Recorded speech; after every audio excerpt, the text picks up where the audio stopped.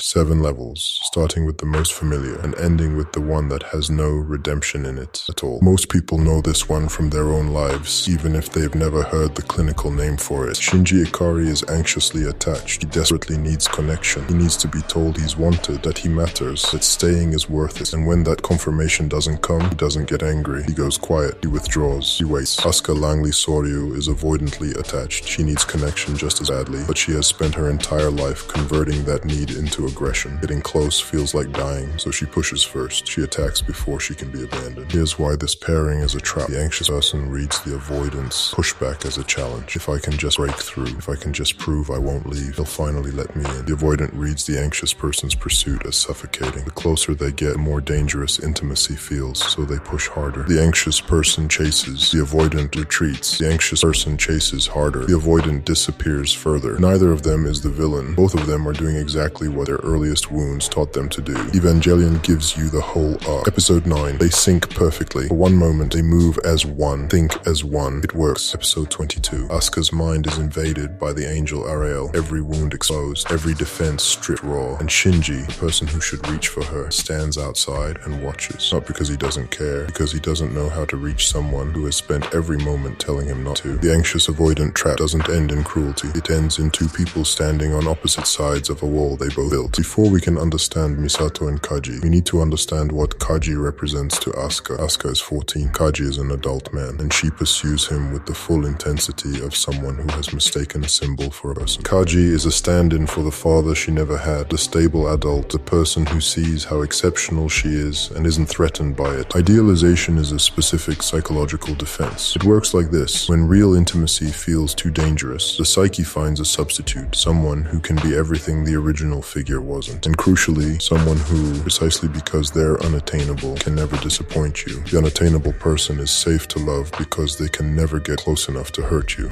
Kaji, to his credit, never engages. Not because he doesn't notice, he notices everything, but because he understands what Asuka is actually asking for, and he knows he's not the right answer. What's devastating is that Asuka knows it too. On some level, she chose someone she couldn't have.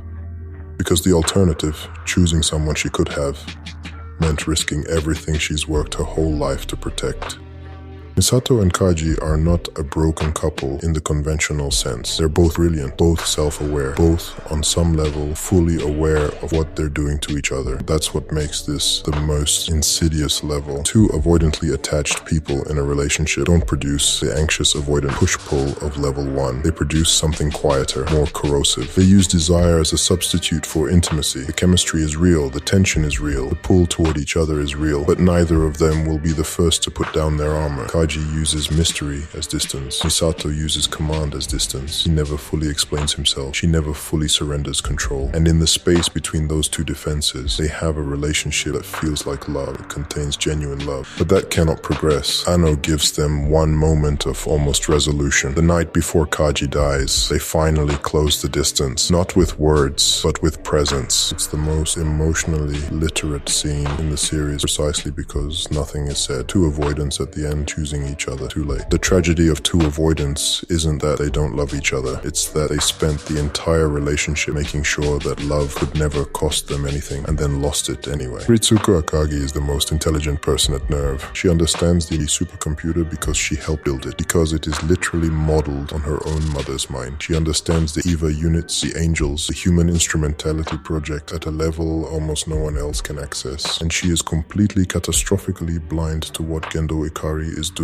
to her. The smart person's trap is this: high intelligence does not protect against emotional manipulation. In some cases, it accelerates it. Smart people are better at building justifications, better at constructing internal narratives that make the inexplicable feel logical, better at finding reasons why this situation is different, why the pattern that applies to everyone else doesn't apply here. Ritsuko doesn't miss the signs, she explains them away. There is a difference. Her intelligence made her useful, and her need for validation from a brilliant, withholding man made her her controllable. The show withholds what Ritsuko says at the end on purpose, because it doesn't matter what she says. What matters is that she is still, in her final moment, trying to be seen by someone who never saw her. The smart person's trap ends the same way every time, not with the person getting smarter, but them finally running out of explanations. Before Ritsuko, there was her mother. Naoko Akagi was the original architect, a scientist of extraordinary ability, a woman who built a thinking machine and encoded 3 aspects of her own identity into it: the scientist, the mother, the woman. Identity erasure is what happens when attachment becomes so consuming that the self begins to disappear into the other person, not through force, through a gradual, voluntary surrender, each small concession feeling like love, each piece of self given away feeling like closeness, until one day the person looks up and cannot find themselves anymore. Naoko didn't lose herself to Gendo because she was weak. She lost herself because she was fully invested in someone who was investing nothing back. The end comes when the child repeats something Gendo said about Naoko, a throwaway line, dismissive, the kind of thing someone says about a person who is useful but not important. This is what identity erasure looks like at its terminus, not a slow fade, a single moment when the entire architecture fails at once. Kozo Fuyutsuki loved Yui Ikari. She fused with Unit 01, and Fuyutsuki spent the next 15 years standing next to the man she chose, helping him build a monument to her memory. Ghost attachment is perhaps the least dramatic of these patterns, and perhaps the most common. It is attachment to someone permanently unavailable, through death, through circumstance, through choice, that becomes so fixed that no living person can compete with it. A ghost doesn't have flaws anymore. A ghost doesn't disappoint. A ghost cannot leave, or grow distant, or fail to understand. The ghost is the perfect partner, because the ghost is frozen at the moment of loss. Fuyutsuki is not paralyzed. He functions. He makes decisions. He is, in many ways, the most operationally stable adult in the series, but he has made himself unavailable to any future that doesn't center on preserving Yui's legacy, which means preserving Gendo, the man who had what Fuyutsuki wanted. Anno doesn't give this relationship dramatic scenes because ghost attachment doesn't produce drama. It produces a kind of extremely functional, extremely quiet devastation, a life organized entirely around someone who can no longer know you're doing it. This is not a relationship in any conventional sense. Rei Ayanami is a clone, created from the DNA of Yui Ikari. She has been replaced before more than once. She knows this, she accepts it, and Gendo treats her with a tenderness he shows to no other living being. This is the darkest level because it requires the most careful definition. What Gendo feels for Rei is something real, something consistent, something that from the outside can look exactly like love. But love, in its actual form, requires the other person to exist as a subject, as a being with their own interiority, their own desires, their own right to become something you didn't plan for. He relates to her as an instrument. She is the closest he can get to Yui, not because she is Yui, but because he built her to approximate Yui, and she has no history of self from which to resist that construction. The tenderness is real. The control is total.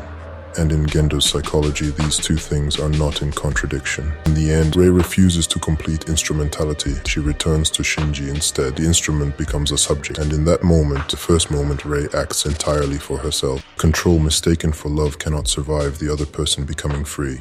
Psychology has spent decades trying to explain this, yet no one has ever mapped it as completely as a 1995 anime about giant robots.